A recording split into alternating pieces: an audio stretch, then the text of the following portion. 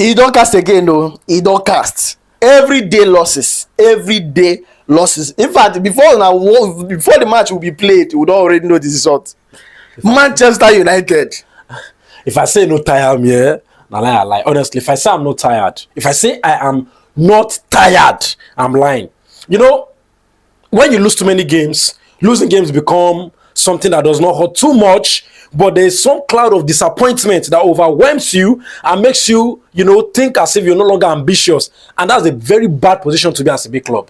Currently, we have been mentally, psychologically, emotionally relegated to a point where we cannot think of any proper ambition.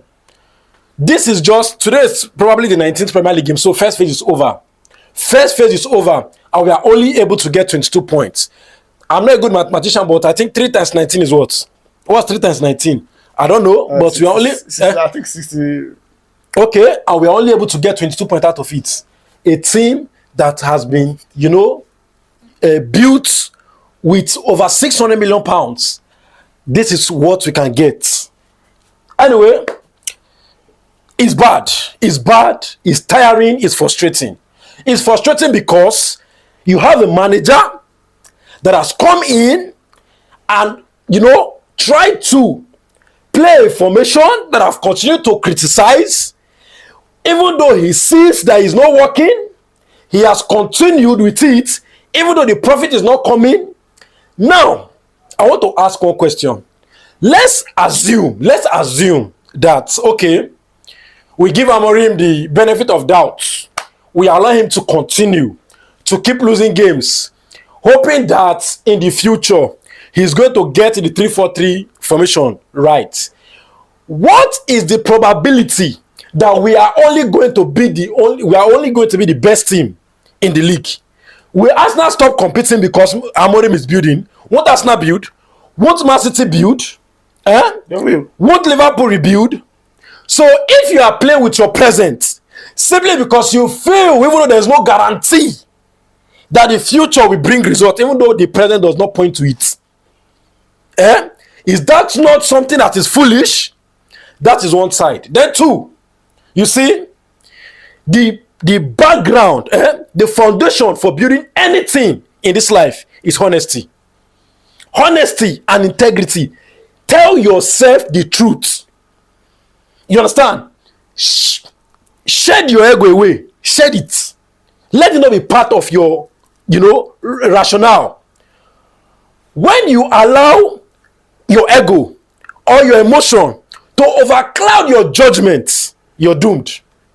You're doomed. See, before I start to, talk about Amorim or the game, I want to first of all admit that Amorim is a good coach. And this squad too is not as bad as the result is showing. Something is wrong. And what is wrong is wrong profiling in a wrong formation. Or wrong profiling in a good formation. If that's how to say it. If that's a good way to say it. Mazrui, good player. Ahmad, good player. 2 players that are now horrible. Garnacho no longer understands how to play attacking football. What's the name of these people? Delete and Maguire and Lisandro does not know how to man the box 18. How can Jolinton be running after Lisandro when it is supposed to be Maguire looking for Jolinton or Isak? The tallest players inside the box, the tallest defenders inside the box should be aware of themselves. Are we together? Now, but in the case of Manchester United, it's different. You cannot bring it down to the players. See, the players are just tools in the hands of who? The manager. You are the one that will operate with them. Why do they sack managers? Because they feel like these players are better than the results that we are getting through you. We should not be overly emotional because Amorim is a good coach or because they said he's a talented coach and he's promising. And lie to ourselves that this squad, this particular squad, is as bad as this result. I want to ask one question. What is special about 3-4-3? What is so incredibly special that if he does not play it, he can't do anything else? Okay, what if football, evolve beyond where 4-3-3, 3-4-3 can, bring success? He can't do anything else. Good managers, adapt tactics. You understand? You adapt. Ferguson did not play the same the formation he played in 2000s as the one he played in 90s. Yes, you have to build the squad and you have to play the formation that suits the situation. The situation currently 3-4-3 is good, right? But the situation currently does not allow 3-4-3 to thrive, and it cannot keep the one of the most I don't know. I don't want to use insultive. I don't want to use a foul language. You understand? Amorim, for what is what, has come out to say he does not have time to train these players in this formation. This formation is a formation that requires a lot of learning, a lot of athleticism, a lot of fitness. Now you cannot get it during match days. Especially players who are not. You understand? Manchester United players, we've been complaining even before Amorim came that in terms of being athletic and being physical, we are like always second best in all our games. Why do you now bring a formation that is now going to make it so obvious? Amorim needs to understand that as much as he loves 3-4-3, the club must not be allowed to relegate. We are losing points and we are acting as though it is normal. No. Amorim has lost 17 points. I calculated it. 17 points since he came. 17 points. A new manager. He has only beaten Leicester and then drew Ipswich. Every other one has been an embarrassing loss. Embarrassing loss. And, when you look at the performance of your team, you have to ask yourself one question. What is lacking? Is it an individual, lapses, or is it a collective lapses? You understand? Manchester United are not playing well collectively. In fact, we don't have an attacking play. That part of our game is dead as it stands. Attacking wise, this United team is dead. Whatever Amorim is doing on the training ground to adapt this 3-4-3 to the attacking side of the game, it is clearly not working. Defensively, I don't need to tell you anything because you can see how we've considered a type of goal every day. Headed goals. And this man wants to tell me, and fans wants to tell me that I should not talk to the manager. If you have a company and you appoint a new manager into the setting and things start to go lopsided, are you going to sack all your employees? No. You have to look at the overhead. Who controls the decision? Who oversees the activities of these individuals? He is the person that you fall back to. Amorim has not gained the players' trust. Yes, they don't trust the formation. The way they act on the field shows they don't trust it. He has not gained the players' confidence. Are we together? Look at the type of situation that Amorim threw Ziggy today. You know that, okay, he was the one that brought out the team list. He has already examined Newcastle and thought that this is going to be the best team. And played Ziggy in number 10. Now Ziggy did not perform. You are removing him in an embarrassing way in the 32 minutes. Amorim, can he accept it if he is a player? Be substituted 32 minutes in front of your home fans. Making that young boy to go through humiliation. I saw him crying. He was crying. He was tearing up when the fans were bashing at him and bullying him and booing him rather when he was going. Just because your manager is so stupid enough not to get his lineup right. Putting Eriksen and Casemiro together. And Ziggy as number 10. Ziggy and number 10. And Ahmad. And you want to tell me that the manager should not be... we should not critique the manager? I disagree. See, like I said, our next trip is Anfield. I'm not negative when I say we are going to be bashed. We can't score goals. If we can't score, then somebody who can score will score. You can't even attack. We can't attack. Oh, defensively, we are shit. So, there is no department that Amorim has improved since he came.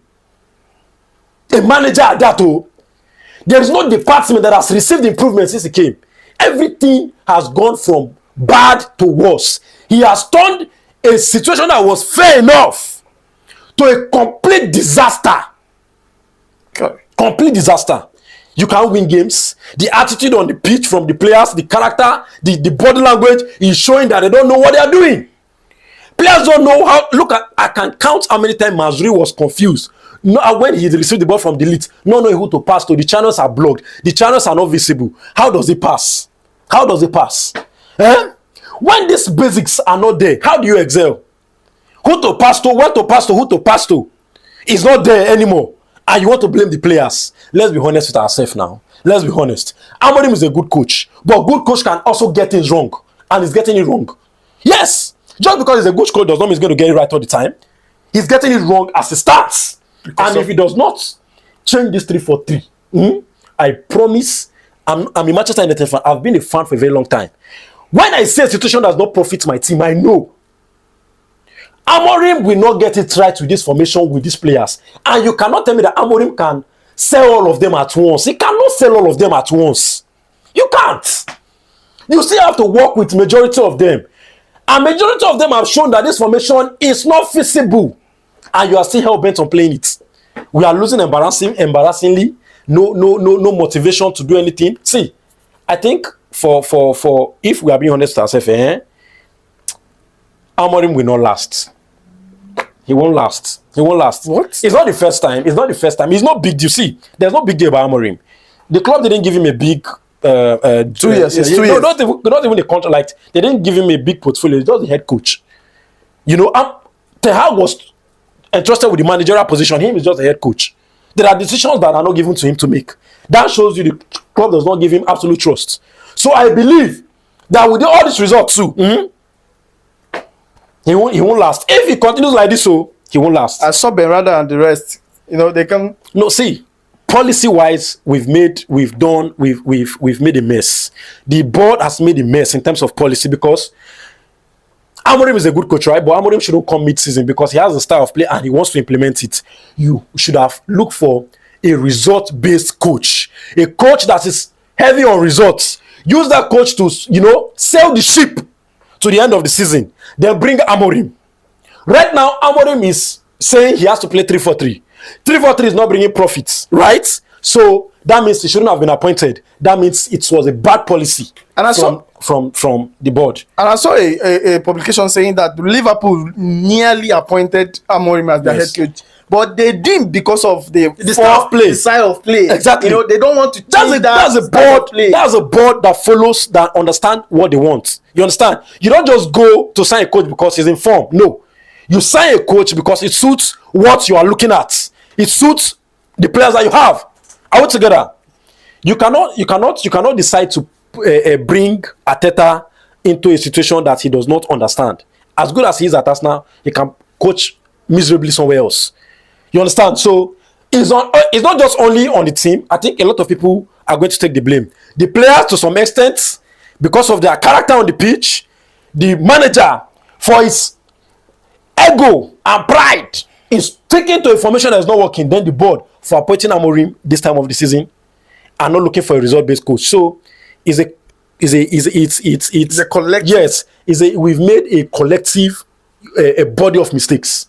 You understand? All right. This season is over. Trust me, it's over. Nothing can come out of it. If Amorim retains his job, if he's lucky enough to retain his job, I want to see what he will get next season. All right. Thank you so much. Thank you.